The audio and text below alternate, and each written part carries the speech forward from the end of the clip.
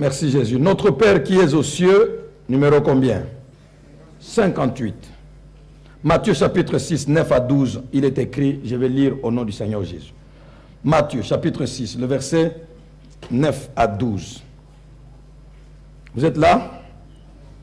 Voici donc comment vous devez prier. Notre Père qui es aux cieux, que ton nom soit sanctifié, que ton règne vienne, que ta volonté soit faite sur la terre comme au ciel.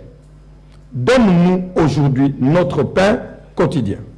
Pardonne-nous nos offenses, comme nous aussi nous pardonnons à ceux qui nous ont offensés. Reprenons le verset 12, tous ensemble, et à haute voix, excusez-moi, et à haute voix, tous ensemble le verset 12. Allons-y.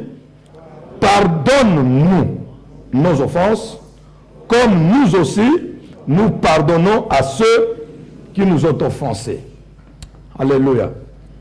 Pardonne-nous nos offenses, comme nous aussi nous pardonnons à ceux qui nous ont offensés. Beaucoup de choses à dire, près de 11 messages, du moins jusqu'à présent. Peut-être que ça ira à plus de 11. J'ai calculé 10 messages et puis c'est déjà arrivé à maintenant là, je suis dans la 11e, je suis en train de voir que ça sera 11 parce qu'il y a cette introduction de cette grande section, pardonne-nous nos offenses. Et puis chaque section que j'ai répartie à trois chapitres, chaque chapitre aura 3 points, comme je l'ai dit tout à l'heure.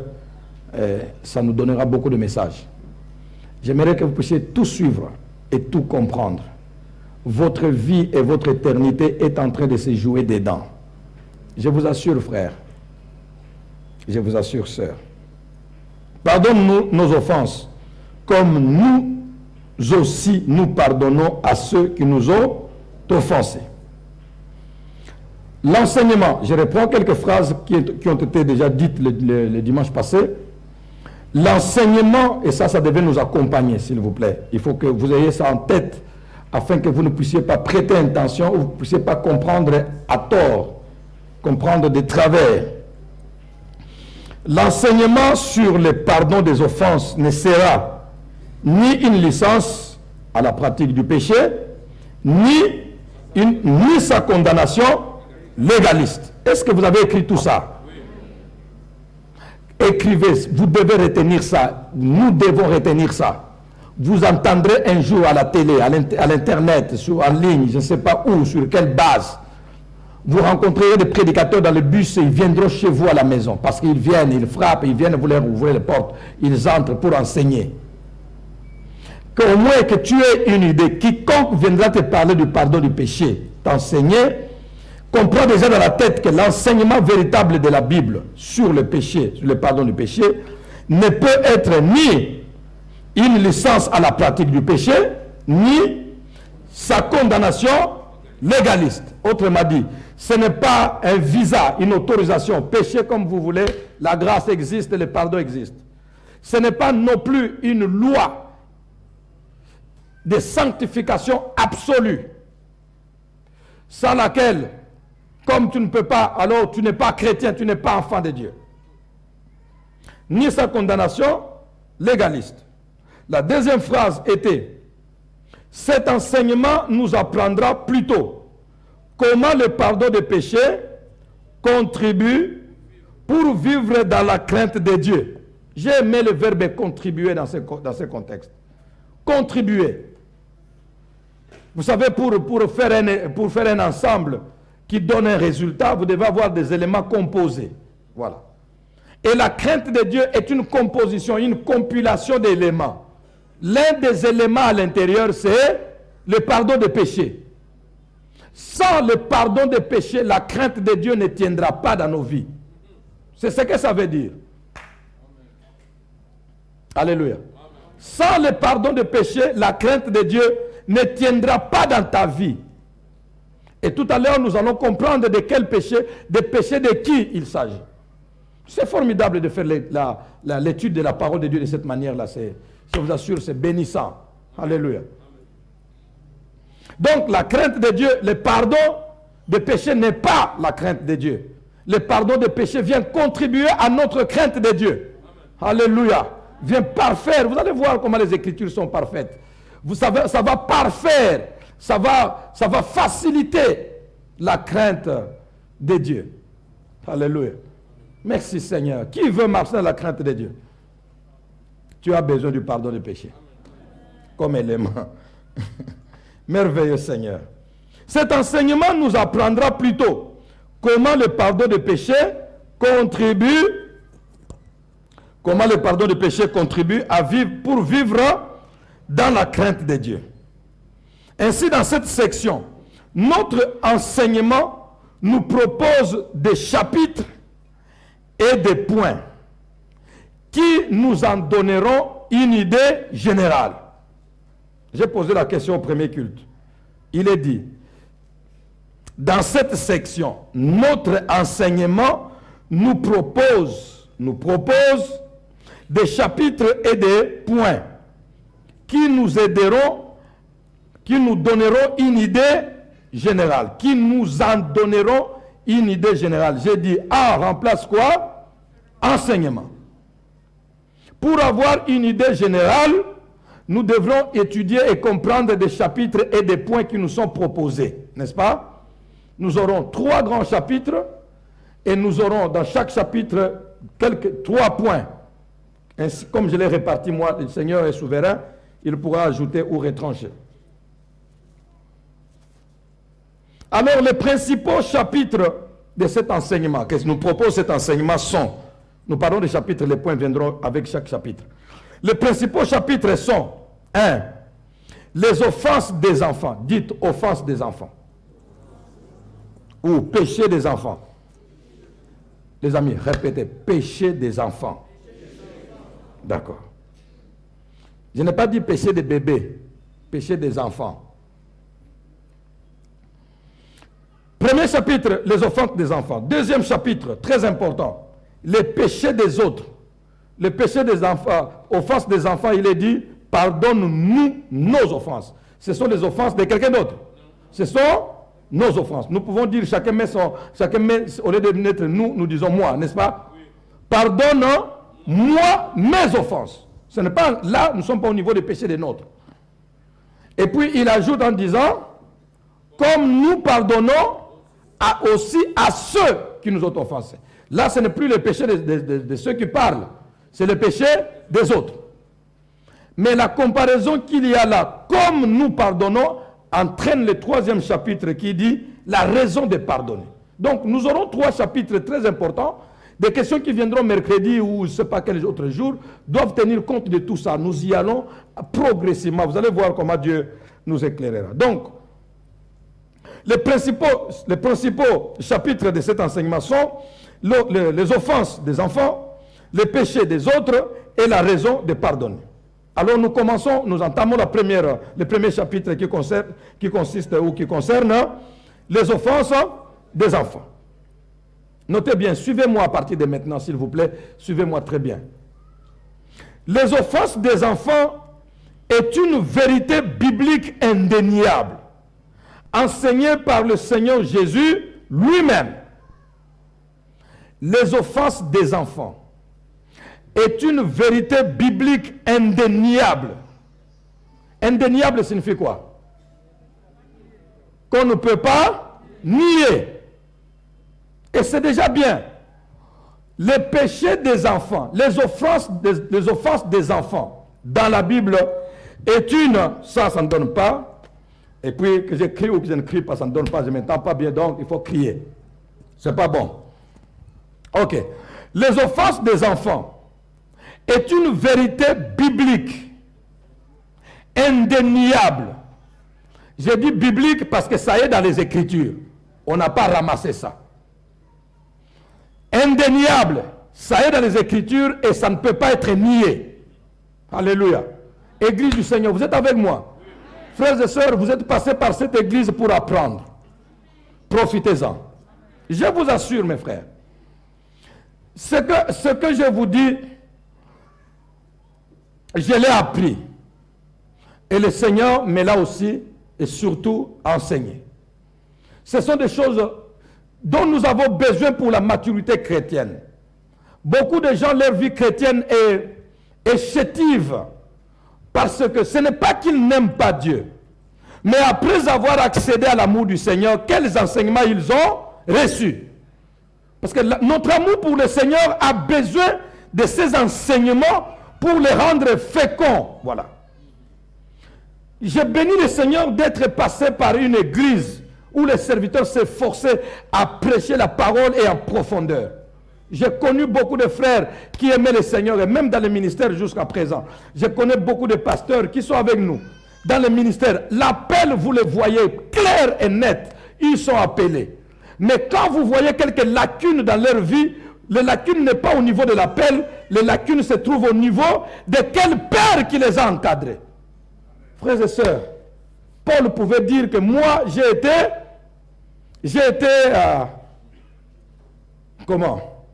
été enseigné, encadré, je ne sais pas. J'ai étudié au pied, j'ai appris au pied de Gamaliel. Il s'identifie à son enseignant. La loi qu'il enseignait, que Gamaliel enseignait, c'est la loi de Moïse. C'est à la portée de tout le monde.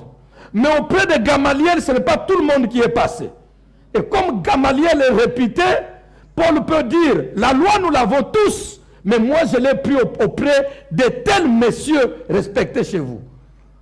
Être aimé de Dieu est une chose, mais entre les mains de qui vous êtes passé comme encadré.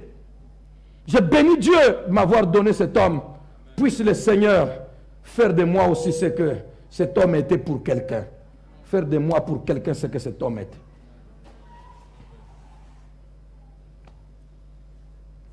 Les offenses des enfants, une vérité biblique, oui. Les offenses des enfants, une vérité biblique indéniable, oui. Personne ne peut refuser ça, ne peut nier ça.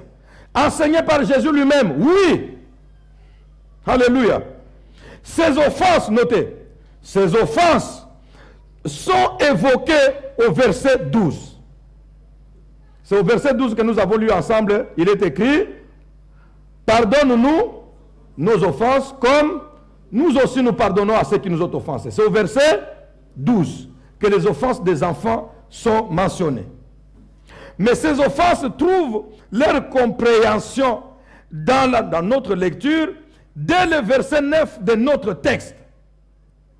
Si vous lisez seulement le verset 12, et qu'on vous dise que le verset 12 là, les offenses dont il est question, c'est les offenses, c'est-à-dire le péché des enfants, ça peut vous causer quelques troubles. Pourquoi? Comment le péché des enfants? Comment les enfants? C'est quels enfants? Ok, prenons ajouter les offenses ou le péché des enfants de Dieu. Là, c'est beaucoup mieux.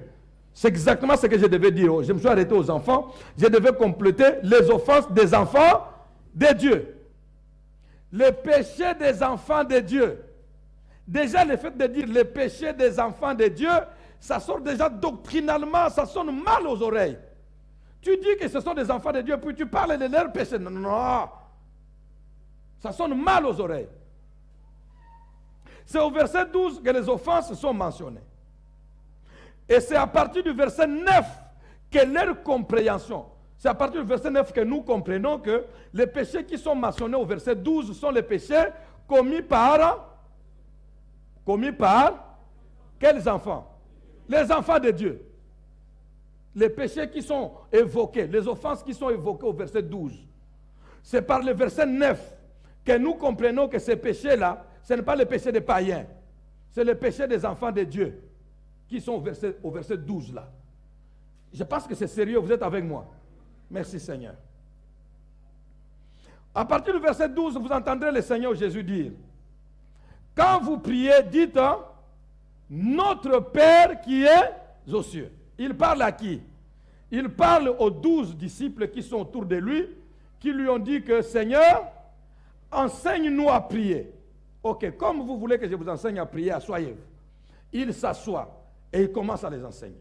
Le verset 5, chapitre 5 de Matthieu, chapitre 6 au début, de Matthieu toujours au début, vous allez voir qu'il y a la notion de père et fils. Soyez parfaits comme votre Père est parfait.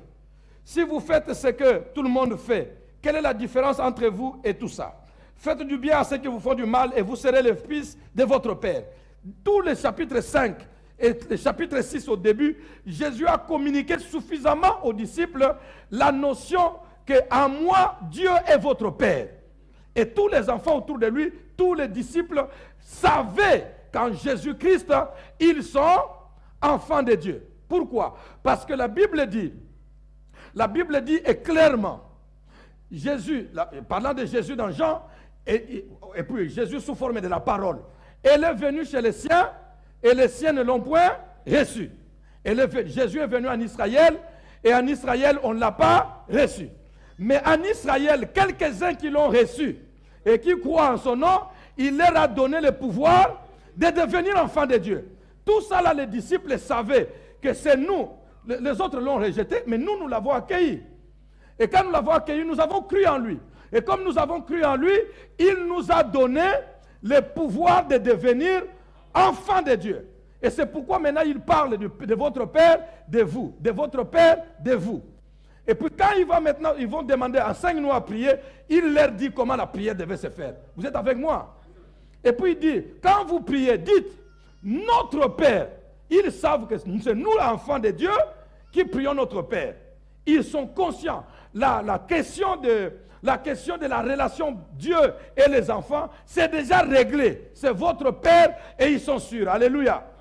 Maintenant, quand vous priez, dites, notre Père qui est aux cieux, que ton règne vienne. Tout ça là, c'est bon. Parcourant partout, donne-nous aujourd'hui notre pain. Qui parle?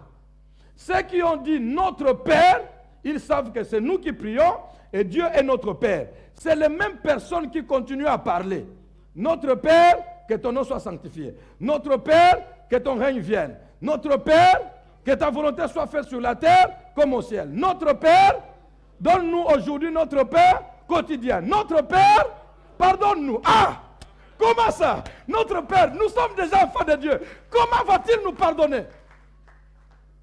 Parce que ceux qui ont parlé au premier verset ne sont pas différents de ceux qui parlent au verset 12e. Oh Seigneur Jésus. C'est pourquoi la Bible a raison quand elle dit, vous connaîtrez la vérité. Bien aimé, la vérité ouvre un homme. La vérité, je ne sais pas, quand tu accèdes à la vérité, même toi tu sens que tu te sens, je ne sais pas comment, tu sens, même au fond de toi-même, tu peux dire, waouh, c'était comme ça. Bien aimé, la vérité libère.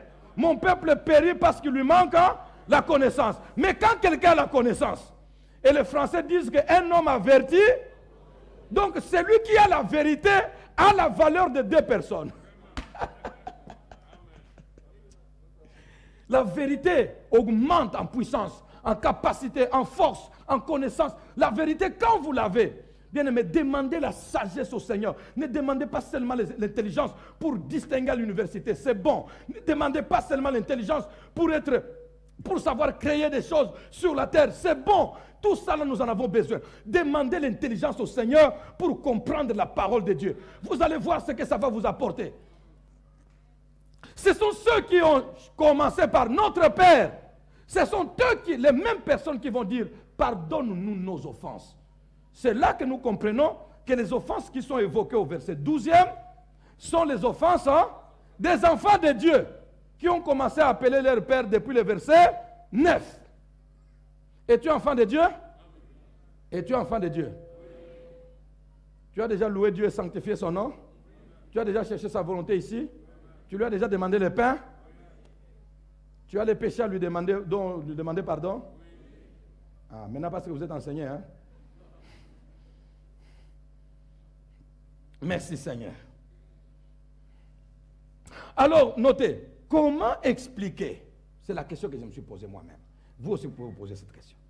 Comment expliquer et accepter la présence des offenses, c'est-à-dire les péchés, dans la vie de ceux qui appellent déjà Dieu leur Père? Ce n'est pas qu'ils n'appellent pas encore Dieu Père.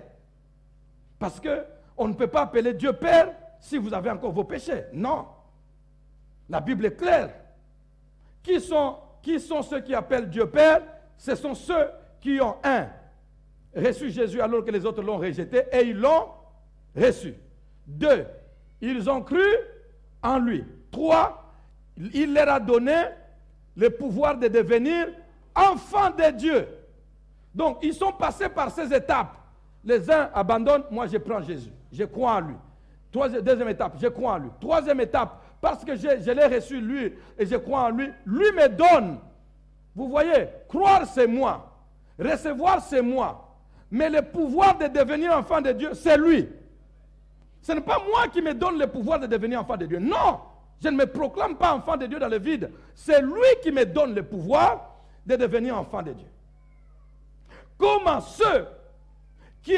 expliquer et accepter la présence du péché, de l'offense, dans la vie de ceux qui appellent déjà Dieu leur Père?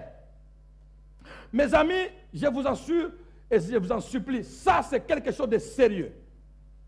Aucune théologie, notez bien, aucune théologie, aucune onction dite spéciale, ni aucune connaissance particulière ne peut donner une autre compréhension de cette réalité.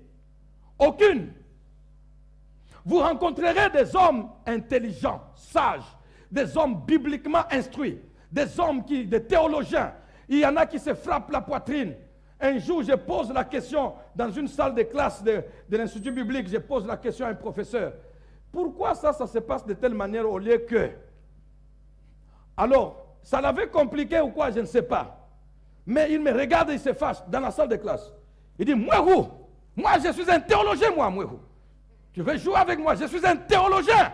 Tu penses que je ne comprends pas? Je dis, c'est justement pour cela, moi je suis étudiant, j'ai besoin de comprendre. C'est justement pour cela que tu es là pour m'expliquer. Il ne m'a jamais expliqué, il s'est fâché. Je suis un théologien, moi. Ceux qui ont étudié avec moi le savent. Mes amis, aucune théologie. Et ça, je peux vous le dire. Je suis en train de parler. En Chine, on peut me suivre. Au Congo, partout, aux Amériques, en Europe, on peut me suivre. Je l'ai dit au premier culte. Nous sommes sur YouTube, nous sommes sur Facebook, nous sommes à la télé. Nous sommes partout. Les CD peuvent aller partout et tous ces messages peuvent être. S'il y a un théologien, s'il y a un savant biblique qui peut venir et dire que non, en réalité, sur le plan exégèse, étant donné que les langues hébraïques et les langues grecques, parce que à ce moment-là, culturellement parlant, je ne vois pas quelqu'un qui viendra donner une autre explication que celle-là. Tout le monde sait que le péché dont il est question là, c'est le péché des enfants de Dieu. Alors, nier de parler de péché des enfants de Dieu, c'est donner au diable d'avoir le dessus sur eux. Les enfants de Dieu doivent savoir que nous sommes sujets au péché. Alors, quand ils savent, quand un homme est averti, il peut prendre des dispositions. Mais si tu lui dis que non, toi là, tu n'as plus de péché, tu es déjà sous la grâce, il n'y en a pas. La Bible dit que tu te trompes toi-même. La Bible dit que si nous disons que nous n'avons pas péché, nous nous séduisons nous-mêmes. Et la vérité n'est pas en nous. Mais si nous confessons nos péchés, il est juste et fidèle pour nous les pardonner. Ça, le diable ne peut pas accepter. Et c'est le diable qui suscite. C'est le diable qui suscite des prédicateurs de la grâce exagérée ou des prédicateurs de la sanctification légaliste. Le diable s'y retrouve. Le diable trouve sa force dans l'extrémisme. Le diable ne trouve pas sa force dans la sobriété, dans la tempérance, dans le milieu. Frères et sœurs, je vous en supplie, le péché n'est pas à nier. N'est pas à nier. Et ce n'est pas le péché des païens. Ici, là, dans ce verset, il n'y a pas le péché des païens. La Bible, le péché des païens, la Bible dit, tous ont péché et sont privés de la gloire de Dieu. Ça, c'est le péché des païens du monde entier. Nous tous, nous étions là. Mais le péché dont il est question ici, ce n'est pas le péché des païens. Qu'un théologien vienne me contredire, qu'un savant, parce que nous, on nous appelle, il y en a quelques-uns qui ont fait la licence en théologie. Je ne l'ai pas fait. Et le diplôme que j'ai eu à l'Institut biblique n'est même pas compté. Il n'est pas connu officiellement dans notre pays. Ce n'est connu que dans notre communauté, c'est tout. Ce n'est pas au pays. Mais la licence que la plupart ont, c'est connu, homologué, connu au pays. C'est pourquoi on a dit que non, voilà, notre Institut biblique doit avoir un autre degré de licence pour que ceux qui ont fait là-bas récupèrent quelques cours pour devenir des gradués et des licenciés en théologie. On me dit, Maurice, tu ne vas pas faire ça, dit mon frère. Non. Mais les autres là-bas, qu'ils fassent. Je dis, non, les autres peuvent faire, ce n'est pas grave. Moi, je suis trop pris, je n'ai pas assez de temps, mon frère. Non, tu vois, si tu restes comme ça, tu n'as aucun titre, pasteur. Hein? Tu restes comme ça, vraiment. Tu n'as aucun titre. Parce que je vous assure, dans notre communauté, je ne parle pas de notre communauté, dans notre communauté, la guerre, la course qu'il y a après les titres, après les titres des études, après les titres de théologie, de tout ça. La théologie, c'est très bon. Moi, j'en ai besoin. J'ai envoyé des frères et je vais encore avoir. L'église de la Borne m'a dit envoie des frères jusqu'au niveau très haut. On va encore les envoyer. Mais si quelqu'un met sa confiance dans sa théologie, la théologie ne te donnera pas la révélation de la parole de Dieu. Tu as besoin de t'attacher au Dieu de la Bible et non à la Bible pour comprendre Dieu. J'ai dit ceci, attache-toi au Dieu de la Bible et non à la Bible pour comprendre Dieu. Attache-toi au Dieu de la Bible et non à la Bible pour comprendre Dieu. Je ne sais pas si vous me comprenez. Il y a des hommes et des femmes qui font la théologie et quand ils sortent de là, ils deviennent des journalistes et ils deviennent des païens. Pourquoi? Parce qu'ils se sont attachés à la Bible pour comprendre Dieu au lieu de s'attacher au Dieu de la Bible. La révélation est au Dieu de la Bible pour que la Bible vous soit utile. Seigneur, aide-nous s'il te plaît. Aucune théologie, aucune onction dite spéciale, aucune connaissance particulière ne peut donner une compréhension autre, une autre compréhension à cette réalité. Il n'y en a pas. Et nous, à cette époque-là, on nous a appelés des primates. Oui, je vous assure, il y a des frères dans la foi qui ont dit ceux qui ont fait l'Institut biblique là sont, ils n'ont d'ailleurs, c'est quel niveau ils ont. Ce sont des primates, ils n'ont aucun niveau. Donc, c'était devenu, le pasteur Vernon a cassé ça, il dit, écoutez, je ne vous envoie pas faire la théologie pour que vous puissiez être comme ça avec vos titres. Mais pour la plupart, nous en avons reçu ici, qui sont passés par ici, avec les titres de théologiens. Ils sont passés par chez nous ici. Donne une exhortation que quelqu'un soit édifié. Personne. Dans cette église ici, il y a des jeunes gens, des jeunes garçons, des papas, des mamans qui ont une onction du Seigneur. Et quand ils parlent, tu sens Dieu parler. Ils n'ont fait aucune théologie. D'abord, la théologie, c'est Dieu lui-même. Et c'est Dieu qui donne la vie. Merci Seigneur. Par conséquent, nous n'allons pas dire la théologie dit que. Nous n'allons pas dire non. Nous disons la Bible dit que. Et si tu as lu la Bible, je peux la lire. Si tu es enfant de Dieu, tu lis la Bible. Moi aussi, je suis enfant de Dieu, je lis. Ce que tu as compris, moi aussi, je comprendrai. Ou moi, je comprendrai autre chose que toi, tu n'as pas compris. La Bible n'a pas été faite pour être comprise par les théologiens, les savants. Non. Au contraire, la Bible dit, je te bénis Seigneur, je te bénis Père, de ce que tu as caché ces choses aux intelligents et aux savants et que tu les as révélées aux petits enfants. La Bible aime la simplicité d'esprit pour bien la comprendre. Mais quand tu t'embrouilles avec tes études, tu ne vas pas comprendre quelque chose. Il y a des gens distraits, embrouillés dans les études et toutes sortes de philosophies. Par conséquent, ils se perdent dedans. Je préfère être simple. Pourquoi je ressemble au pasteur Vernon dans beaucoup de points, je ne sais pas. Je n'ai jamais compris ça.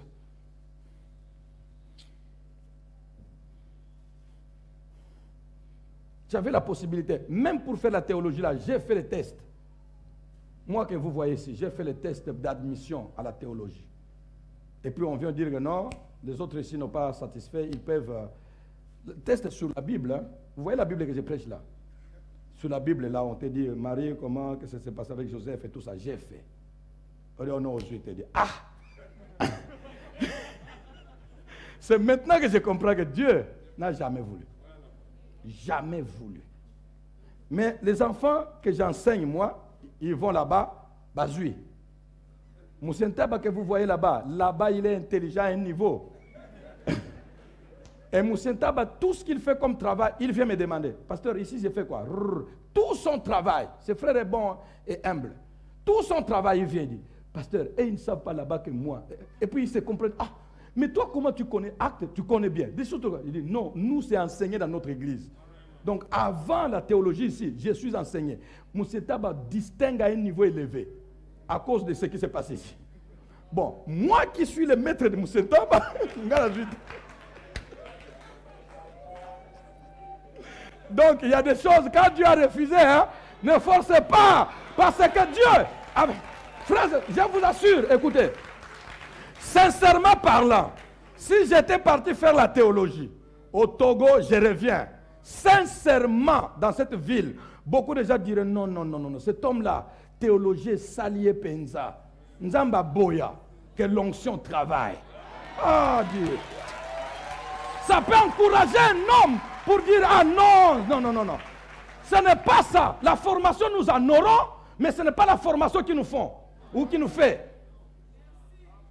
Aide-nous Seigneur. Aucune théologie, aucune onction dite spéciale, ni aucune connaissance particulière ne peut donner une autre compréhension de cette réalité. J'enseignerai ainsi, j'enseignerai la sanctification et la crainte de Dieu, et je prêcherai le temps de la grâce, mais je ne dois pas changer une vérité biblique. Ainsi donc, j'enseignerai la sanctification. J'aurai le souci que toute l'Église, nous marchions dans la sanctification, dans la crainte de Dieu. C'est ça ce que la Bible nous demande.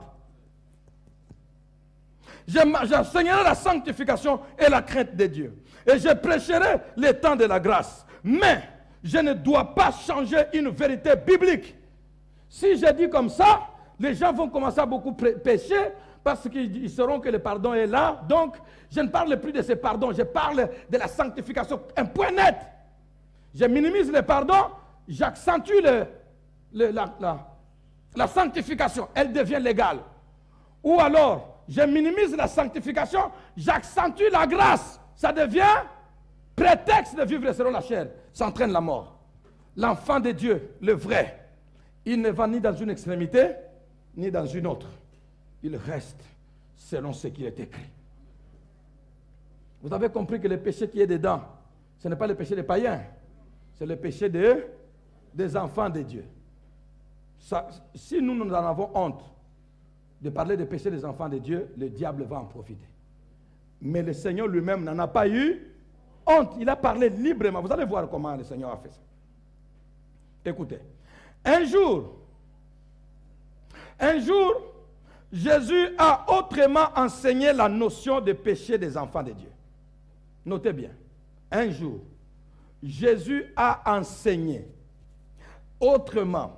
Il a autrement enseigné la notion du péché des enfants de Dieu. Quand on dit autrement, quand vous lisez dans la Bible, vous allez voir plusieurs passages. Nous allons les voir au fur et à mesure que nous avançons avec cette étude, cet enseignement. Vous allez voir vous-même que Jésus a utilisé ça, a enseigné ça plusieurs fois, et les disciples qui ont compris ça sont revenus sur ça plusieurs fois. Et c'est merveilleux, je vous assure. Jésus a déjà enseigné, quand vous priez, dites notre Père qui est aux cieux et tout. Pardonne-nous nos offenses. Il a enseigné dans un contexte. Mais un jour, dans un autre contexte, c'est ce que je dis, un jour, Jésus a autrement enseigné la notion des péchés des enfants de Dieu par le lavage des pieds de ses disciples. Et ça, c'est merveilleux. Au premier culte, les images m'ont trahi et le frère Dimba n'avait pas bien compris ou quoi. Je pense que maintenant, ils ont corrigé.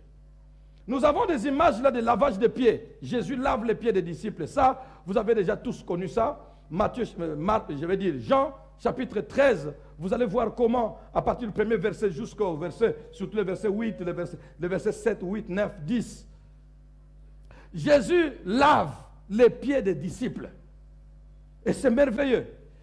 Le lavage des pieds des disciples par Jésus, les pieds de ses disciples, par Jésus leur maître, était le même enseignement. Et le même enseignement autrement enseigné sur les péchés des enfants de Dieu. Vous êtes avec moi? Le lavage des pieds des disciples et l'enseignement du même, qui confirme le même enseignement sur les péchés des enfants de Dieu. Je ne sais pas si maintenant ils sont prêts. Nous pouvons entendre comment les choses se sont passées. Mais l'histoire, vous connaissez. Jésus, la Bible dit, Jésus voyant, et qu'il retourne avec Dieu. Jésus voyant que son temps était arrivé, il mit les combles. Tout son pouvoir. C'était là les amis. Ceux qui sont lavés sont propres et n'ont plus besoin de se laver, mis à part. Dans les Écritures, il est dit, ceux qui sont lavés n'ont plus besoin que de laver les pieds seulement. Je disais tout à l'heure, mes amis, merci Dimba. Je disais tout à l'heure, un jour Jésus a autrement enseigné la notion des péchés des enfants de Dieu. Par le lavage des pieds de ses disciples. Le lavage des pieds de ses disciples. Nous avons vu cette image. À propos de cette histoire, notez bien s'il vous plaît, nous allons terminer. À propos de cette histoire, au chapitre 13 de Jean, au verset 9 et 10, écoutez ce que dit Pierre et écoutez ce que dit Jésus. Vous avez entendu, n'est-ce pas?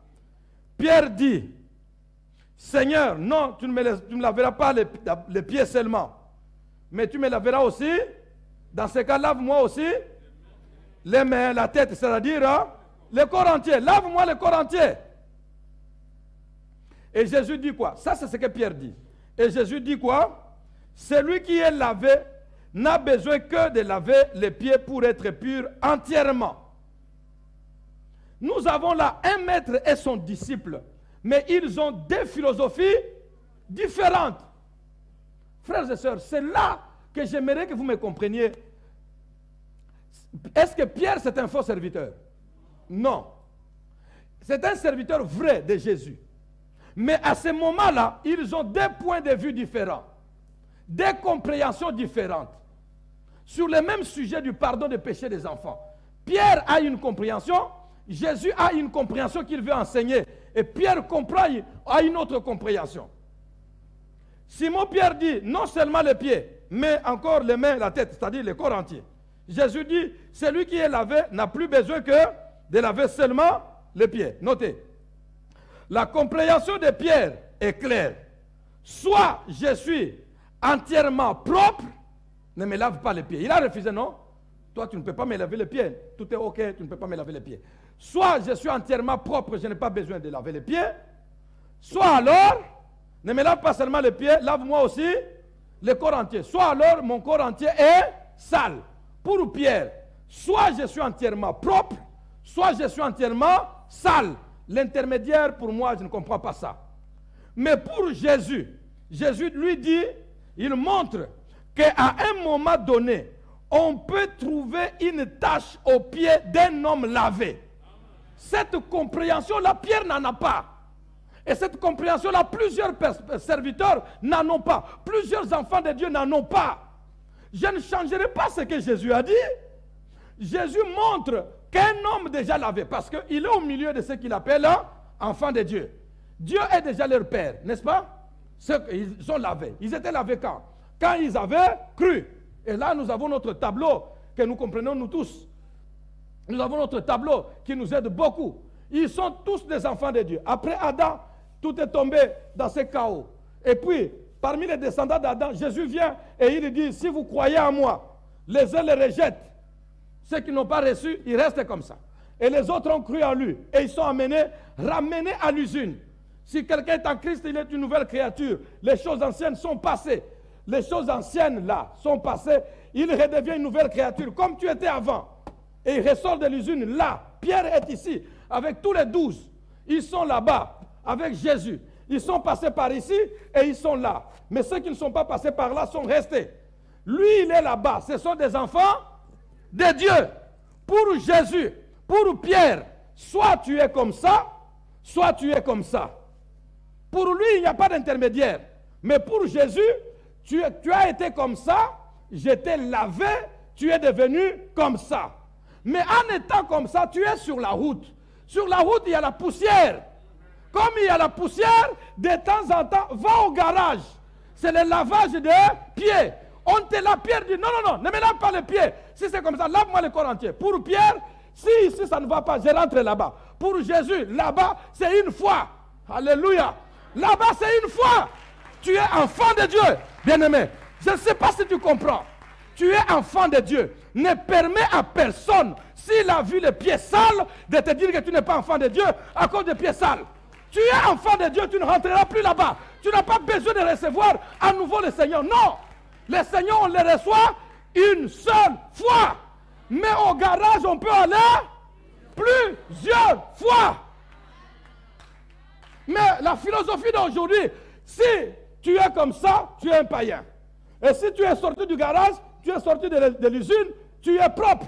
Il y a soit ça, soit ça. Jésus, sa philosophie, ce n'est pas comme ça. Pour Jésus, c'est lui qui a été lavé là-bas, on peut encore trouver les pieds sales chez lui. Alors à ce moment-là, on ne les lave plus les corps entiers là-bas. On les lave seulement.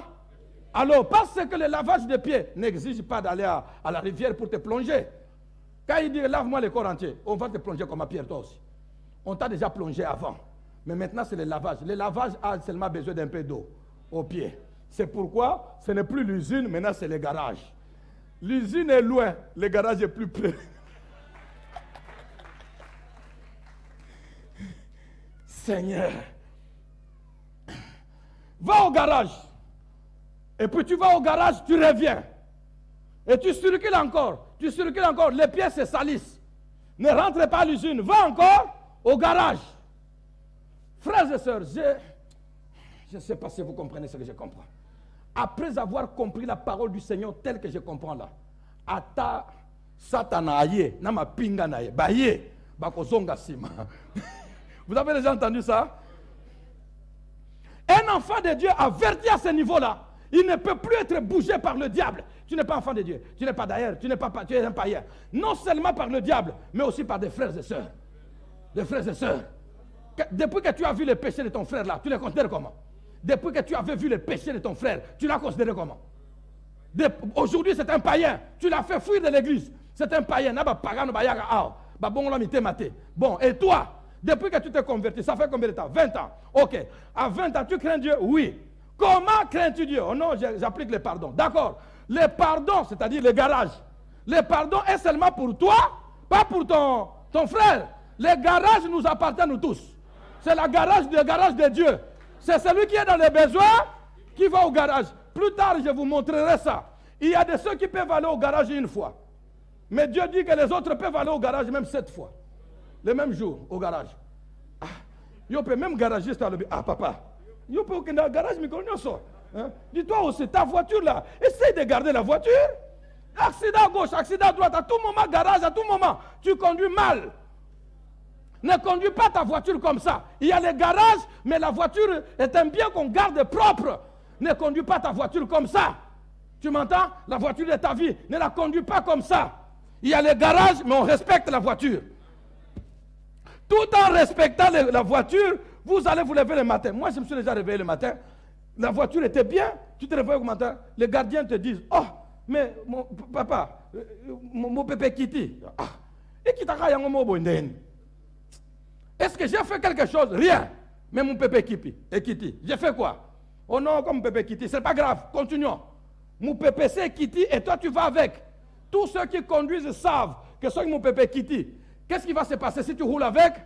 Tu vas détruire, tu crées d'autres maladies, tu détruis tout et tu détruis tout. Et il y a des enfants de Dieu qui continuent comme ça. Le garage est là et puis non, il force. Dans ma vie tout va bien. Dans ma vie tout va bien. Tu vas encore aggraver la situation. Et c'est pourquoi beaucoup se tuent et s'éloignent du Seigneur. Parce qu'ils ne sont pas affermis. Vous ne connaissez pas les Écritures. Vous ne venez pas mercredi et vous n'êtes pas là le dimanche, le vendredi. Vous êtes des enfants de Dieu en l'air. Mais l'enfant de Dieu solide saura. Cette panne que j'ai fait tout ce qui est à mon pouvoir pour que je ne l'aie pas. Mais je l'ai eu quand même. Par conséquent, je pars au garage. Bien aimé, il arrive même des pannes. Au lieu que toi tu ailles au garage, les pannes comme des rotiles. J'en ai eu ici sur la route, à côté de la cour d'appel. J'en ai eu un jour, avec la Mercedes, là, reprend directement le pneu fait comme ça. Tu ne peux pas bouger. J'ai appelé deux filles, vraiment je suis ici. Donc ok, on appelle le mécanicien. Maintenant là, ce n'est pas toi qui vas au garage. Les garagistes. Le Seigneur Jésus dit, qui d'entre vous, s'il a 100 brebis, et une brebis s'est égarée, qui ne laissera pas 99? C'est le garagiste maintenant qui laisse 99. Les autres voitures, c'est bon. C'est bon. Mais voiture moko, et koti koya awatezana rotile.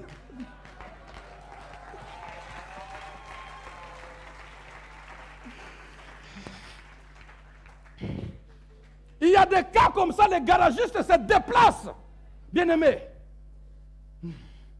ne meurs pas. J'ai dit un dimanche, je vous avais dit que depuis que Jésus est mort à la croix de Golgotha, si quelqu'un va en enfer, c'est un saut à Zazoba. Dis à ton voisin, ce que qu'il fait aux Zazoba. Mais c'est vrai. Parce qu'aujourd'hui, là, le sida a fait des ravages, n'est-ce pas? Sida, paf. On trouve les médicaments, les gens vivent avec. Même des séropositifs, femmes et hommes, ils vivent avec, ils font des enfants. Il y a déjà des méthodes pour protéger les enfants, ils vivent avec.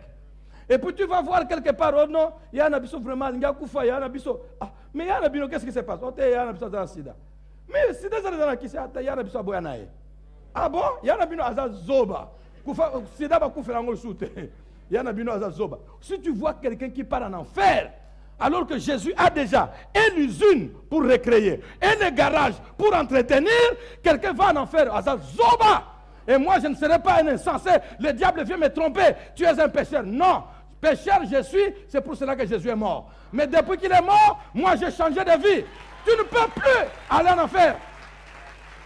Et si c'est ton frère, si c'est ta soeur, si c'est ton frère, parce que les frères et sœurs parlent aussi trop, méprisant, alors ne regarde ni prédication, ni prédicateur, ni qui que ce soit. Même si Pierre lui-même venait te dire, soit tu es entièrement propre, soit tu es entièrement sale. Ne l'écoute pas. Jésus a dit quoi? Que dans la vie de celui qui est propre, on peut trouver une tache au pied. Ça, ce n'est pas la saleté. Bien-aimé, sois capable de te défendre. Ça, ce n'est pas la saleté de toute la vie, de tous les corps. Non, je sais que je suis lavé. Si toi, tu ne te défends pas, personne ne te défendra. C'est toi qui dois dire, je sais que je suis lavé. Mais il y a une tache là-bas. Le Seigneur a trouvé une solution pour cette tâche. Oh non, comme tu as la tâche là, c'est que tu as des tâches partout. Non, Nazara va tâche partout. Tâche Zagawana. Pour marcher avec Dieu, il faut avoir le front dur. Il faut connaître ses droits. Il faut connaître ce que Jésus a dit de toi. Ce n'est pas ton frère qui te fera connaître. Ton frère te dira, tu es sale. Et c'est toi qui diras, je suis lavé. Mais moi j'ai constaté que il y a une tâche là-bas. Oh non, tu n'es pas enfant de Dieu. Naïbi que j'ai mal fait. Mais me dire que je ne suis pas enfant de Dieu, je ne suis pas d'accord avec toi. Si tu ne résistes pas comme ça, on détruira ta foi.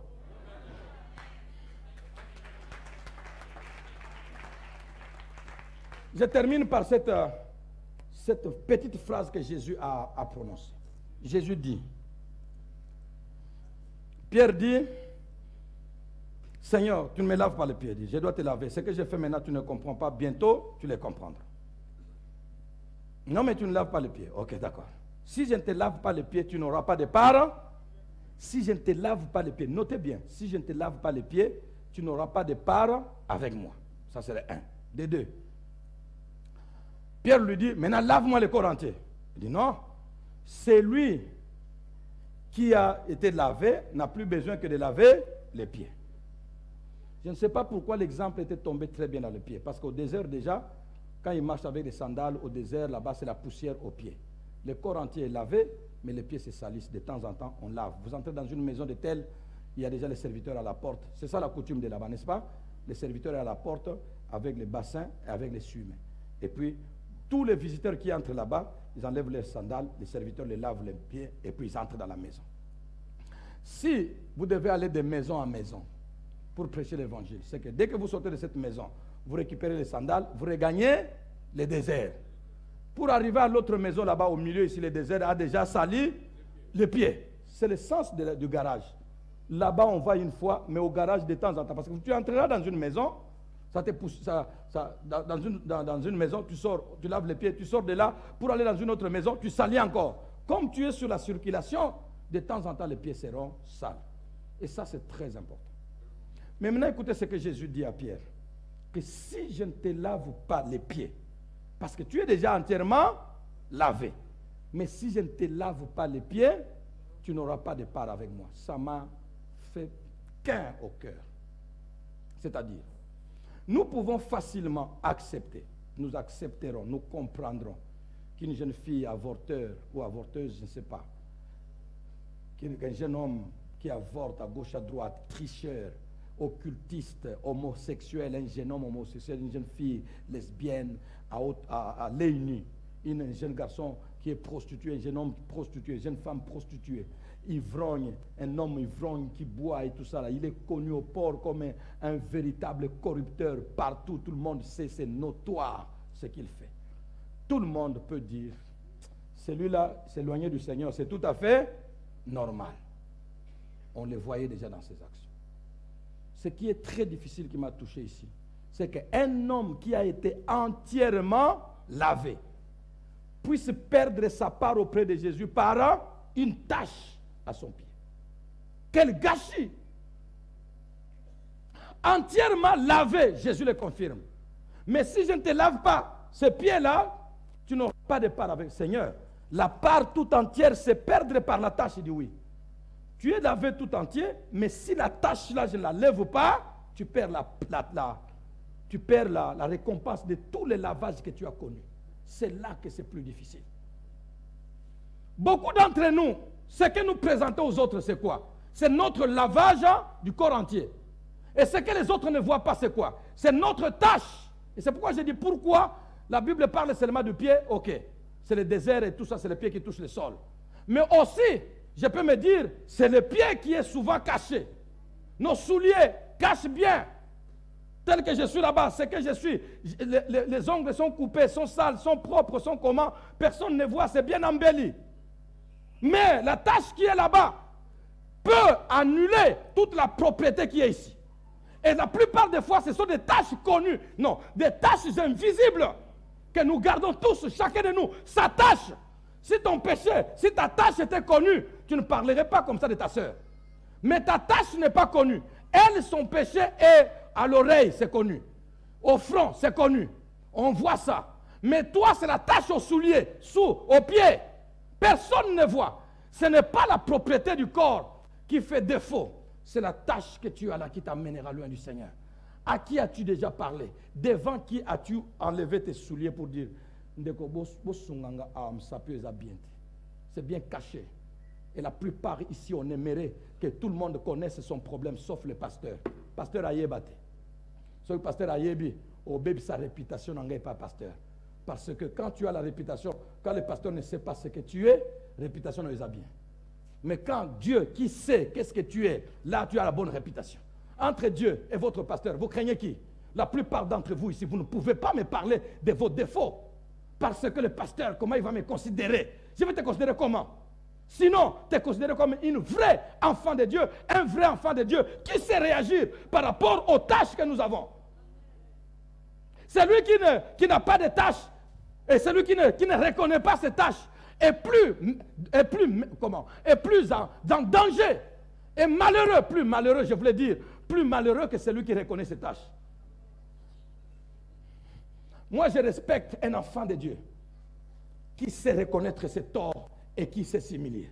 Que celui qui fait tout, qu'il ait une apparence parfaite, le corps entier lavé, mais les pieds sont pleins de taches. Et c'est la plupart, vous ne pouvez pas bouger. Ce qui ne nous fait pas avancer, ce n'est pas ce que les gens ne voient pas. Ce que les gens voient, je veux dire. Ce qui ne nous fait pas avancer dans la vie chrétienne, dans notre marche avec Dieu, dans le ministère, dans notre vie secrète, ce n'est pas ce que les gens voient. Ce qui ne nous fait pas marcher, qui nous donne d'être sur place. On te voit, ta vie est toujours la même, au même point, là où tu as toujours été. Rien ne bouge. Ce n'est pas ce que nous voyons. Les danses, ce n'est pas ce qui te manque. La louange, ce n'est pas ce qui te manque. Ce qui te manque, c'est cette tache-là invisible sous les souliers. Que Dieu nous aide, que Dieu m'aide. On a gardé, on a caché pour la réputation. Tu es en train de pourrir au-dedans. Qu'est-ce que c'est qu'une réputation si tu continues à pourrir? Parlez-en et qu'on en soigne. Parlez-en et que l'on lave les pieds. Sinon tu perdras. Tu as été bien lavé, mais tu perdras la part.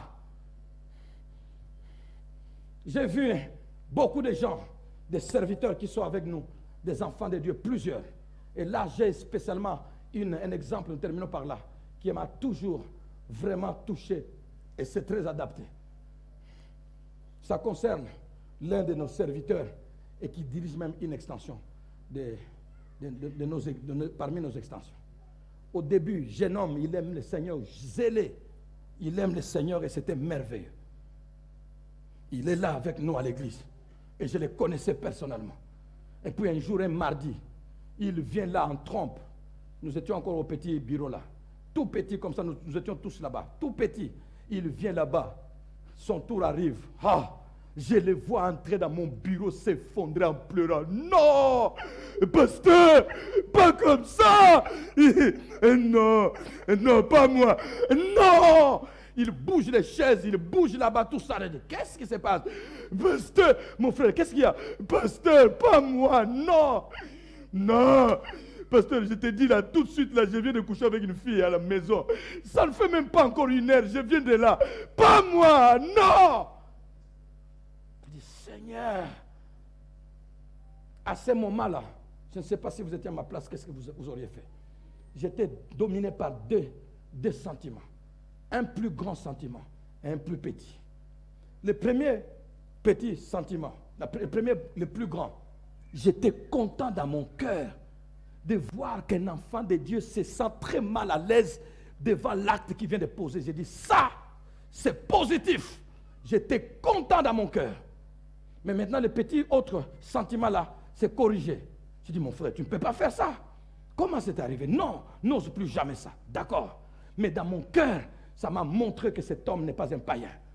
Aujourd'hui, il a progressé avec nous dans cette église. Je lui ai donné des responsabilités. Un serviteur puissant, et vous les connaissez. Je ne peux pas vous dire le nom, ils sont nombreux. Puissant. Si à cette époque-là, ces pieds qui étaient sales, je l'avais rejeté, quel don de Dieu qu'on rejetterait? Frères et sœurs, je ne suis pas ici pour étaler vos faiblesses. Je suis ici pour soigner. Vous me les cachez, vous mourrez. Parce que moi aussi, je lave les pieds. Et je peux vous le dire. Il n'y en a pas.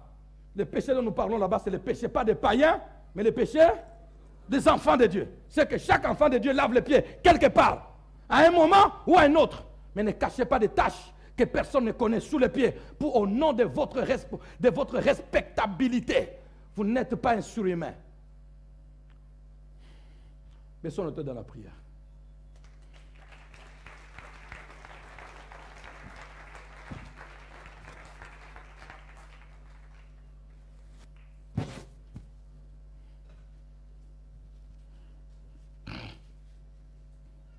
Tu préfères que les autres voient la tâche qui est à ton pied, et puis comme ça, ils vont commencer à raconter à gauche et à droite, à gauche et à droite. Mais les pasteurs qui sont capables, les frères dans la foi, qui sont capables de te garder, de te protéger, de te soigner, tout en gardant ta dignité, c'est celui-là à qui l'on cache tout. On préfère que les païens connaissent, les autres connaissent, et ils vont répandre à gauche, à droite, et tu deviens malade. Frère, sœur, je t'en supplie. Il est temps que tu laisses Jésus laver tes pieds. Tu ne peux pas dire soit je suis entièrement propre, soit je suis entièrement sale. Non, le Seigneur a dit qu'un homme qui a été lavé peut avoir les pieds sales. As-tu les pieds sales? Levons-nous tous ensemble dans la prière. Mais Jésus est merveilleux. Il veut laver les pieds d'un homme. Et c'est ça la grâce. Mais la discipline, c'est ça notre effort de sanctification. Je ne veux pas cacher une tâche quelque part. Je ne retournerai pas au garage, mais je ne retournerai pas plutôt à l'usine, mais j'irai au garage. Seigneur, y a-t-il un homme? Bien-aimé, levons-nous tous ensemble. Je sais que le temps est passé, nous devons terminer. Levons-nous tous ensemble. C'est une chose sérieuse. Que le Seigneur te donne la vie. Mon frère, ma soeur. Mon frère, ma soeur.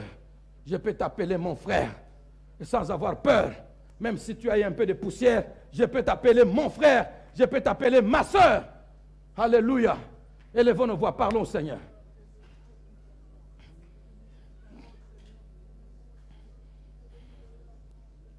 Bien-aimé, parce qu'il s'agit du péché, et là, ou parce qu'il s'agit de la poussière, on ne peut pas parler, n'est-ce pas?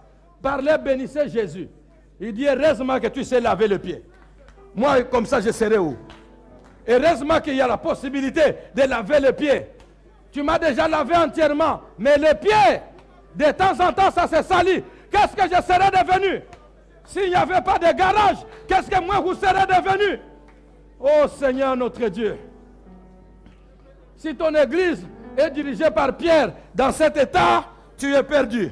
L'église doit être dirigée par Jésus avec cette compréhension des Écritures. Bekorayenda makoya. Nanyango nakokanisa nayo.